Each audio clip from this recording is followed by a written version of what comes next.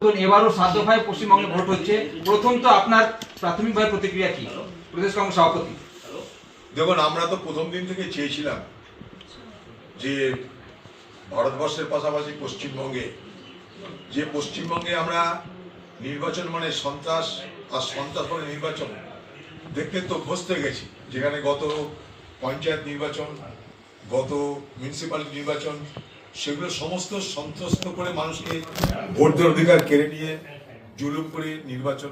অন্য কোশ্চেন রয়েছে এখানে, টিএমসি এক দফায় ইলেকশন করানোর দাবি করেছিল ফুল বেঞ্চের কাছে গিয়ে, আপনারা বেশি দফা চেয়েছিলেন। একদম, আমরা প্রায় 7 দফাই এখন অ্যানাউন্স হয়ে গেছে। খুব ভালো হয়েছে। আমরা বেশি দফায় চেয়েছিলাম।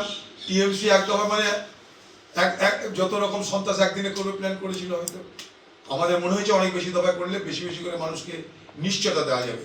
এবং আরেকটা কথা নির্বাচন কমিশনারকে আমি বলে এসেছিলাম এর আগের দিন, যে শুধুমাত্র নির্বাচনের দুদিন আগে আপনি ফোর্স দিলেন তাতে কিন্তু মানুষের মধ্যে নিরাপত্তা বোধ বাড়বে না। মানুষের মধ্যে নিরাপত্তা বোধ বাড়াতে গেলে অনেক আগে থেকে আপনাকে কেন্দ্রীয় বাহিনী মোতায়েন করতে হবে। আমি নির্বাচন কমিশনের কাছে আবার যাব, যাতে অন্তত পশ্চিমবঙ্গে নির্বাচন শুরু হওয়ার বেশ কিছুদিন আগে থেকে কেন্দ্রীয় বাহিনীকে সেখানটায় নিয়োগ করা হয়। কারণ গত উপনির্বাচনে সাগরদিঘিতে আমরা দেখেছি যে অগ্রিম কেন্দ্রীয় বাহিনীর মোতায়েন মানুষকে নির্বাচনে অংশগ্রহণ করতে সাহস যোগায়, হিম্মত যোগায়, এবং তার পরিণামে তৃণমূলের বিপদ হয়। স্টেট পুলিশ এনশিওর করবেন। এগুলো আমি শুনেছি ওনার ভাষণ, ওনার ইচ্ছা হয়তো অনেক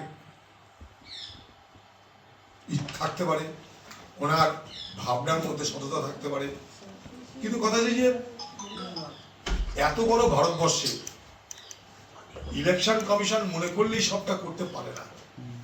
কারণ নির্বাচনে রাজ্যের পুলিশ, রাজ্যের প্রশাসন, তাদের একটা বড় ভূমিকা থাকে। সেই ভূমিকা রাজ্য কতটা পালন করবে এবং নির্বাচন কমিশনার রাজ্যকে সেই ভূমিকা কতটা পালন করাতে পারবে, তার উপর অনেক কিছু নির্ভর করছে। নির্বাচন কমিশনার কথা খুব ভালো ভালো বলেছেন, এইটা হওয়া উচিত, সেইটা হওয়া উচিত, ওইটা হওয়া উচিত। উচিত তো অনেক কিছু, যে উচিতার্থে কতটা বাস্তবায়িত হবে সেটা দেখতে হবে।